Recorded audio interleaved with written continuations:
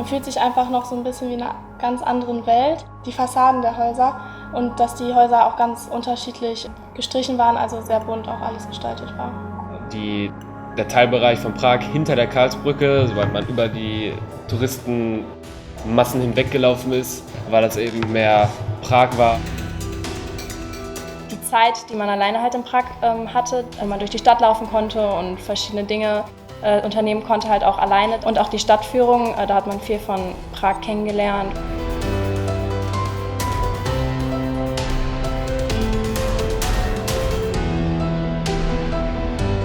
Die Stadt, dieses Alt- und Neubau und dass vor allem alles zu Fuß erreichbar war, das war schon sehr nett.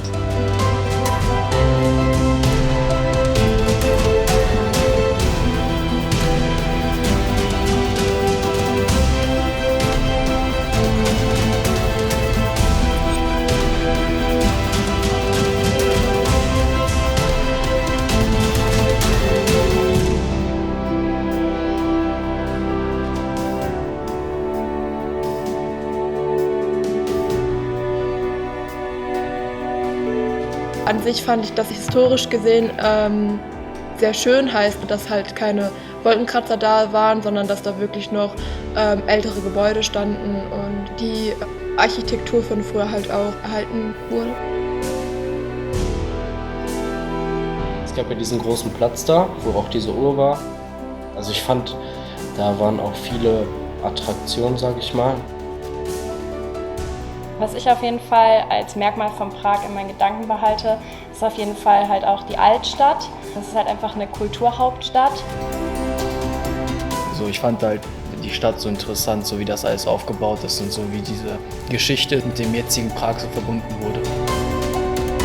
Und dann in so einer ganz, ganz kleinen Gasse haben wir halt so ein Restaurant gefunden. Das war so ein bisschen so italienisch angehaucht, glaube ich. Ja, das war einfach total gemütlich.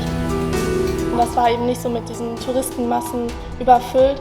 So hatte man auch ein bisschen seine Ruhe, aber hatte trotzdem noch diesen Charme und den Flair der Stadt.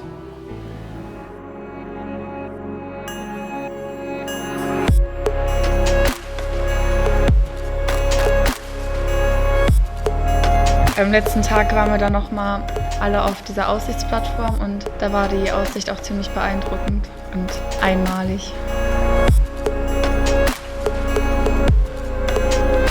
Es war einfach so cool, so diese Jugend halt aus Prag mal so auch zu sehen und wo die halt so auch ein bisschen abhängen, das mal so mit Deutschland einfach zu vergleichen.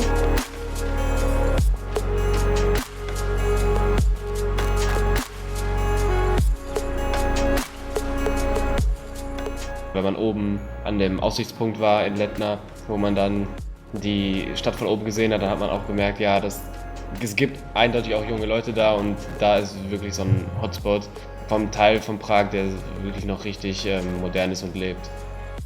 Wenn man zusammen da war, nachdem wir auch im Restaurant waren, war das nochmal so schön, auch der Weg dahin, weil man nochmal viel mehr von der Stadt gesehen hat. Da hatte man schon einen schönen Ausblick über Prag, also fand ich klasse.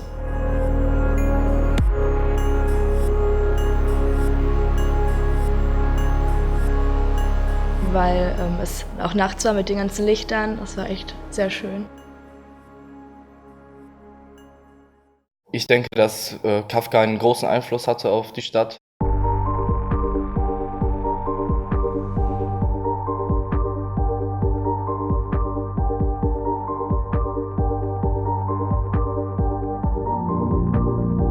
Was ich halt einfach gut fand, dass halt wirklich dass einem auch mal bewusst wurde, wie viel Einfluss er wirklich hatte und wie viel Kultur er dagelassen hat.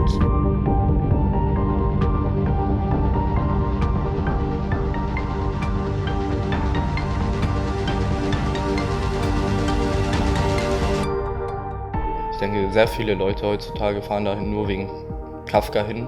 Viele, denke ich, fahren dahin, um sich mal anzugucken, wo Kafka gewohnt hat, wo er studiert hat und so weiter. Also es gab ja auch einige Straßen, die mit Kafka zu tun hatten, wo auch nicht nur ein, sondern mehrere Kafka-Museen zu sehen gibt. Und ich finde auch, dass er einen großen Einfluss auf die Stadt hatte, vor allem was man alles dort besichtigen konnte, wie sein Geburtsort.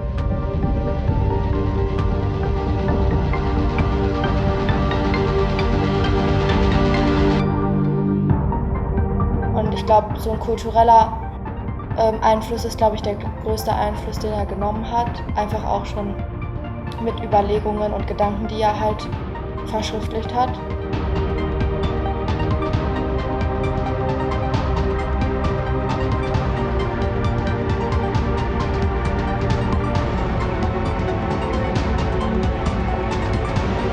Das war ja auch der erste Gedanke, den wir hatten, als es hieß, dass wir nach Prag fahren, auch in Verbindung mit dem Deutsch-LK.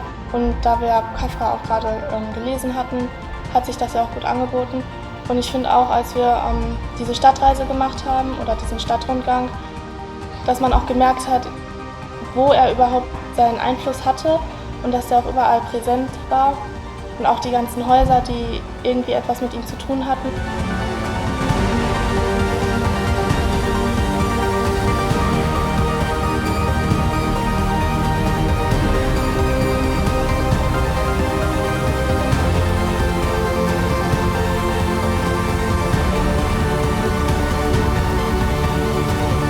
Also man hat Kafka eigentlich überall gesehen und wiedererkannt.